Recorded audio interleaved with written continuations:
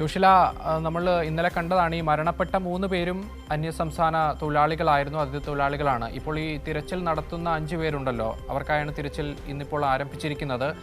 അവരെ സംബന്ധിച്ചുള്ള വിവരങ്ങൾ എന്തെങ്കിലും പ്രാഥമികമായിട്ട് നമുക്ക് ലഭിക്കുന്നുണ്ടോ? അവരും അന്യസംസ്ഥാന തൊഴിലാളികളാണോ?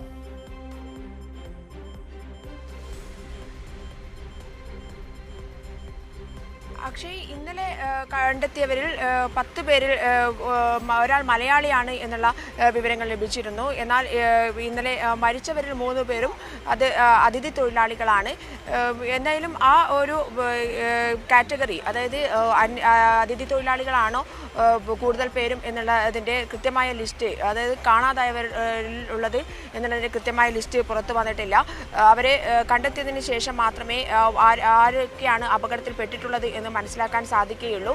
എന്തായാലും ഇന്ന് രാവിലെ മുതൽ NDRFിൻ്റെ 65 അംഗ സംഘവും അതുപോലെ തന്നെ പോലീസിൻ്റെ 100 അംഗ സംഘവും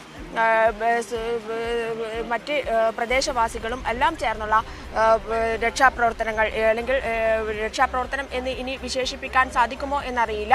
എന്നാൽ പോലും തിരച്ചിൽ ആരംഭിച്ചു കഴിഞ്ഞു. ഞാൻ നേരത്തെ സൂചിപ്പിച്ചതുപോലെ തന്നെ മഴ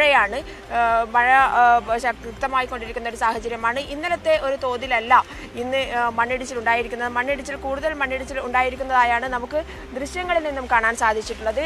ഈ തുരങ്കപാതയുടെ 200 മീറ്റർ ചുറ്റളവിലാണ് ഈ അപകടം നടന്നിരിക്കുന്നത്. അതിനടുത്തുള്ള മലയാണ് ഇടിഞ്ഞിരിക്കുന്നത്. അതിൻ്റെ നേരെ താഴെയുണ്ടായിരുന്ന മണ്ണ് കൂട്ടിയിട്ടതാണ് ഏറ്റവും വലിയ ദുരന്തത്തിലേക്ക് നയിച്ചത് എന്നുള്ളത് തന്നെയാണ് ഞാൻ നേരത്തെ സൂചിപ്പിച്ചതുപോലെ തന്നെ മന്ത്രി ടി സിദ്ദിഖ് അടക്കം സമ്മതിച്ചതും. അത് നേരത്തെ തന്നെ ഇവരോട് അധികൃതരോട് മണ്ണ് മാറ്റാൻ വേണ്ടി PWDയുടെ അവലോകന യോഗം ചേർന്ന് എല്ലാം തീരുമാനമായി നിർദ്ദേശിച്ചതാണ്.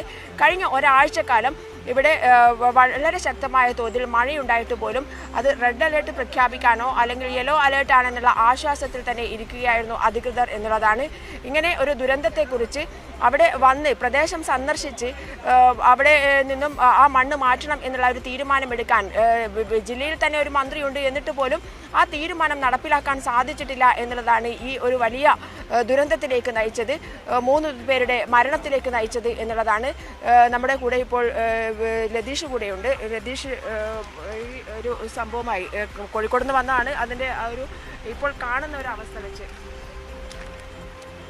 തെരച്ചിൽ ജോഷില സൂചിപ്പിച്ച പോലെ തന്നെ പുനരാരംഭിച്ചിട്ടുണ്ട്. ഇന്നലെ രാത്രി വൈകിയും തെരച്ചിൽ നടക്കുന്ന ഒരു സാഹചര്യമായിരുന്നു ഉണ്ടായിരുന്നത്. മഴ പല സമയങ്ങളിലും തെരച്ചിലിനുൾപ്പെടെ വലിയ ഭീഷണിയാകുന്ന സാഹചര്യം കൂടിയുണ്ട്. എന്തായാലും മരിച്ച 3 പേരുടെ മൃതദേഹം വൈത്തിരി താലൂക്ക് ആശുപത്രിയിൽ പോസ്റ്റ്മോർട്ടം നടപടികൾ പൂർത്തീകരിച്ച് കോഴിക്കോട് മെഡിക്കൽ കോളേജിലേക്ക് കൊണ്ടുപോയിട്ടുണ്ട്. എംബാം ചെയ്ത ശേഷമായിരിക്കും അത് അവരുടെ നാടുകളിലേക്ക് എത്തിക്കുക. 3 പേരാണ് മരിച്ചത്. ചന്ദ്രപാൽ, അദ്ദേഹം ഓപ്പറേറ്ററാണ്, മധ്യപ്രദേശുകാരനാണ്.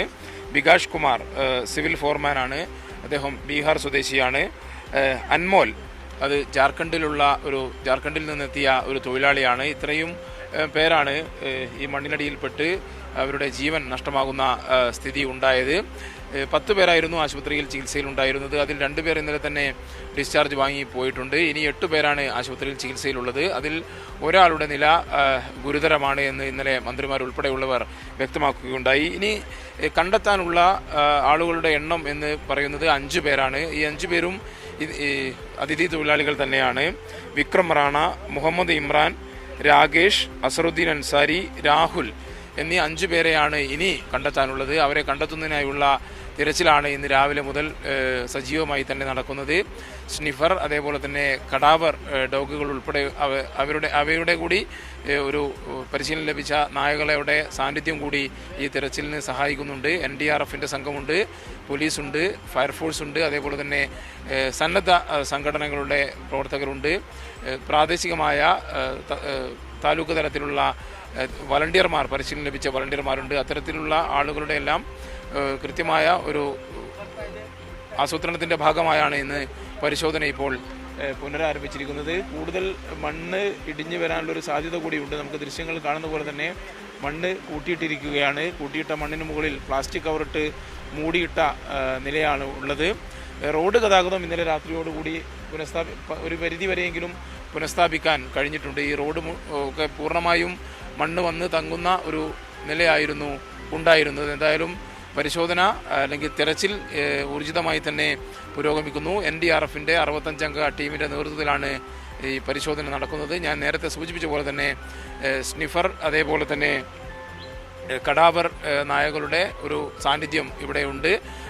പരിശീലനം ലഭിച്ച നായകളുടെ സാന്നിധ്യത്തിലാണ് ഇന്ന് ആളുകളെ കണ്ടെത്താൻ കുടുങ്ങിക്കിടക്കുന്ന മണ്ണിനടിയിൽ അകപ്പെട്ടു പോയ ഈ വർക്ക് സൈറ്റിലുണ്ടായിരുന്ന തൊഴിലാളികളെ കണ്ടെത്തുന്നതിനുള്ള തിരച്ചിൽ പുരോഗമിക്കുന്നത്.